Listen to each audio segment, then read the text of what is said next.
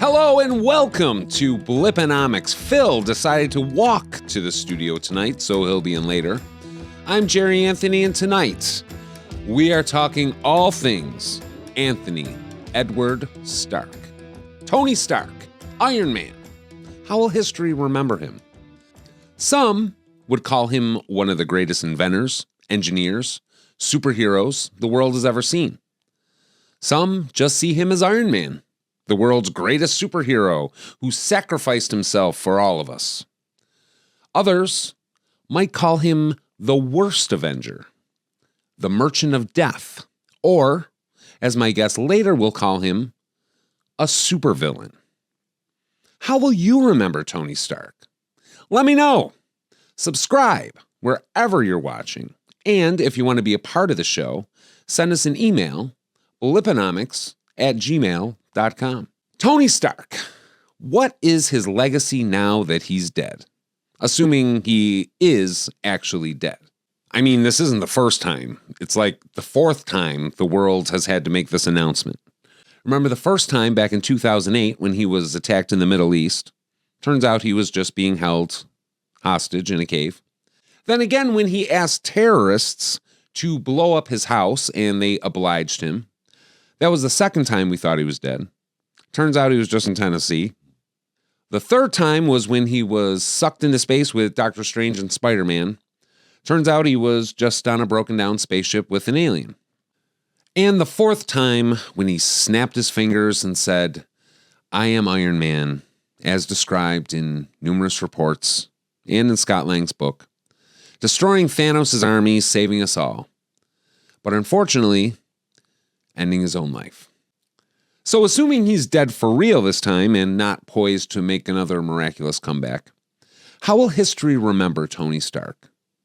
Something like 50, 100 years from now.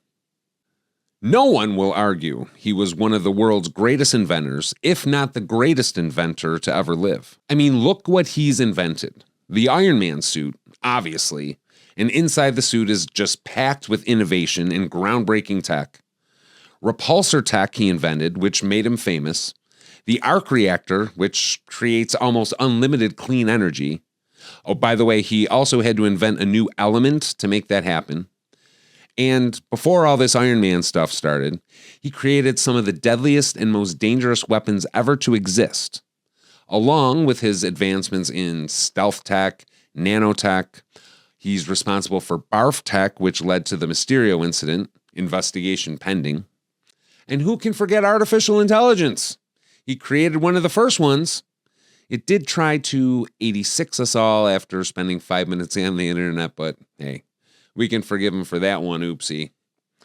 Because he also invented Time Machine that saved us all, and I personally owe him a debt of gratitude for that.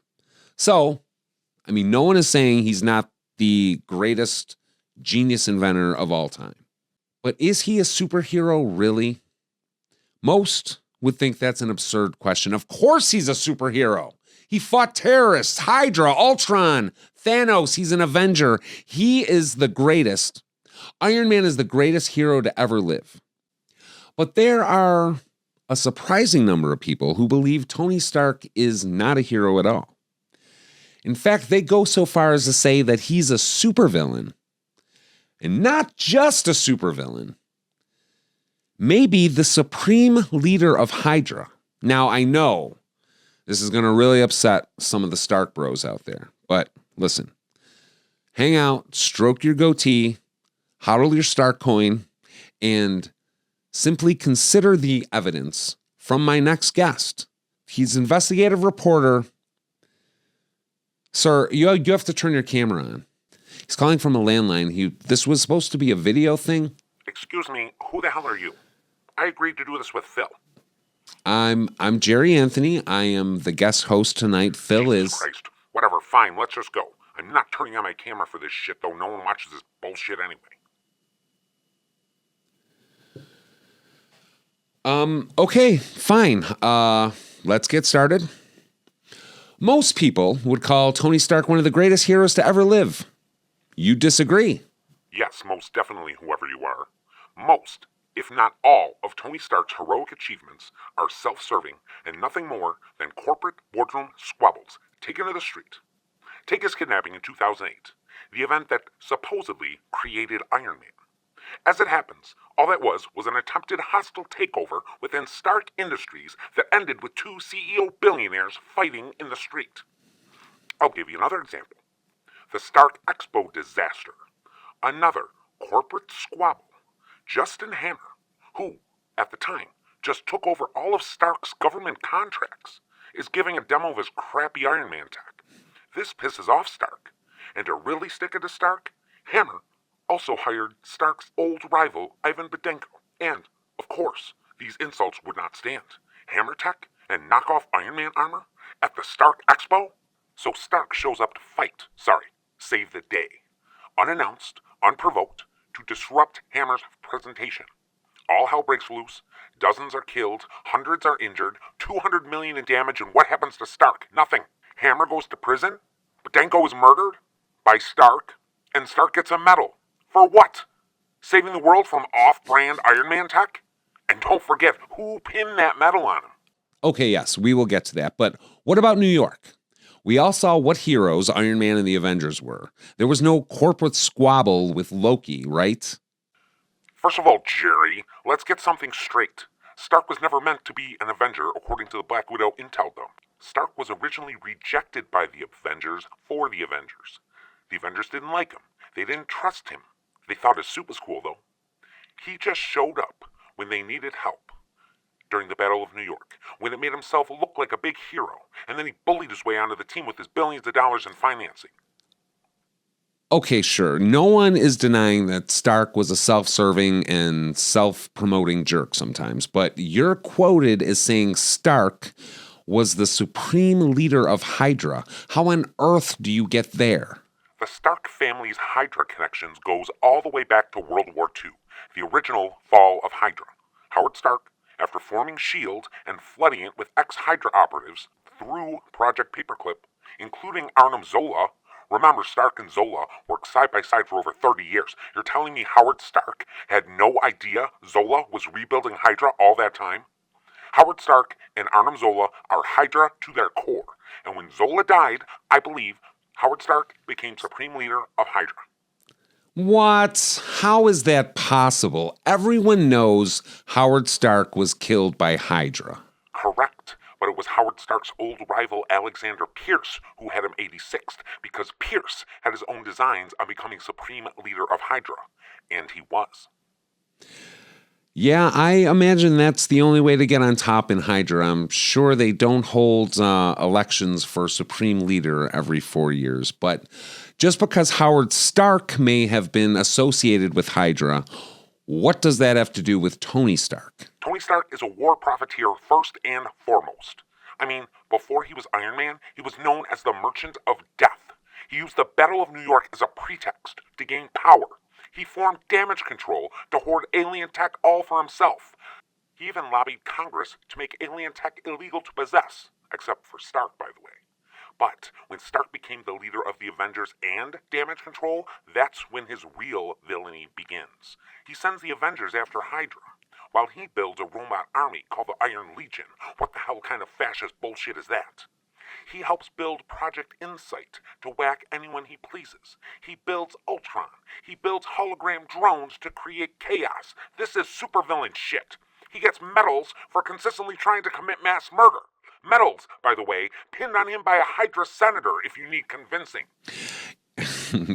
You seem to be glazing over a lot of facts, and I'm still not convinced. I'm still not hearing a strong Hydra connection with Tony Stark. After the fall of S.H.I.E.L.D. and Hydra, which Stark was suspiciously absent for, by the way, where did all the old Hydra supporting agents that weren't arrested after the Triskelion event, where did they go?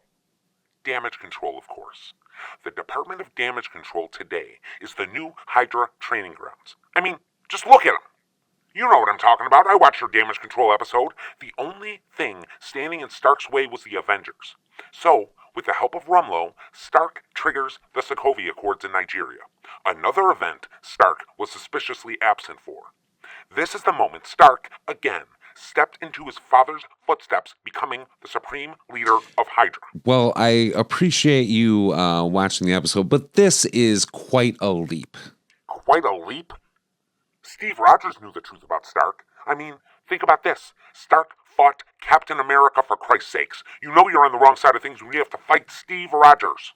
But then they worked together again on the time heist. Yes, duh. Even the supreme leader of Hydra would consider Thanos an enemy, and Captain America would have done whatever it took to bring everyone back, even if that means working with Hydra. That's why Steve Rogers is on the moon now. It's the only place he's safe from Stark's killer drone surveilling us all. Okay, we've tarnished the reputation of Mr. Stark enough for one evening. Thank you for coming on tonight. I remain unconvinced. What do you think? Not to speak ill of the dead, but I do think Tony Stark was a pretty shady character. But I also do think he was a hero. And he saved us all. And again, I would like to point out, I would not be here without him.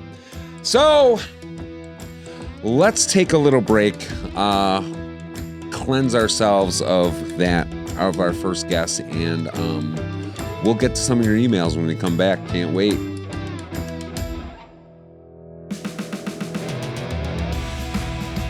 Welcome back to Bliponomics. Ladies and gentlemen, that was a lot.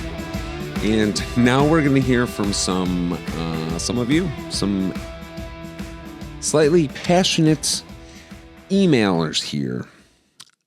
Our first email out of the gate is Jenna. Subject: the disrespect for Tony Stark is appalling. Here we go. I can't believe what I just listened to. Are you all out of your minds, or are you trying to rewrite history? How dare you disrespect Tony Stark, a man who sacrificed everything to save this world?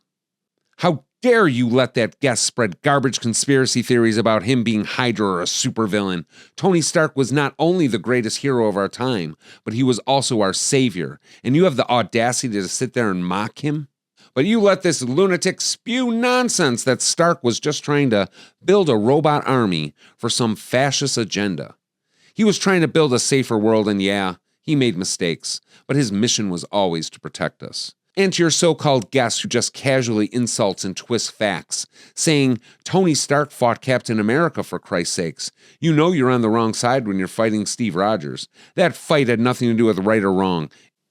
It was complicated, personal, and painful. And Tony never wanted to fight Steve. But I bet that didn't even cross your mind, you smug little... Wow. Thank you, Jenna, for your email. Most people would agree with you. But we're going to read from someone who does not agree with you. Someone who agrees with our previous guests. The truth shall set us free. All the evidence I needed was hearing the silence from Stark after the fall of S.H.I.E.L.D. Tony Stark didn't apologize for his father's role in Hydra. Howard Stark is responsible for ravaging and infecting the U.S. government with Hydra scum, either by conspiring with them, ignoring them, or being too blind to see what was going on under his nose. Howard Stark is guilty by association because he founded an organization that almost overthrew the U.S. government and murdered 3 million people. Should Tony Stark apologize for that? I'm not sure. But if you're waiting for an apology from Tony Stark, well, he's dead. But even if he were alive, I don't see Tony Stark as the apologizing type. But thank you for the email. Let's move on. This email is from Jim. Jim writes, I never liked Tony Stark, but he ain't no damn Hydra. He just isn't as smart as people say. He's always given too much credit. He gets credit for creating Ultron, but it was already 90% built by Helen Cho. Stark just uploaded his own AI, an AI which, after spending 5 minutes on the internet, decided everyone on Earth needed to be vaporized. The time machine was built by a space raccoon, according to Scott Lang's book.